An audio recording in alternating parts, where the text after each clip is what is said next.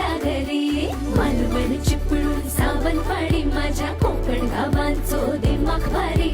दिसते भारी गणपतीची स्वारी माझ्या कोकणा वाटे तुम्ही वलवा गाडी. धमाधमान हाका गाडी माझ्या कोकणचो रस्तो नाग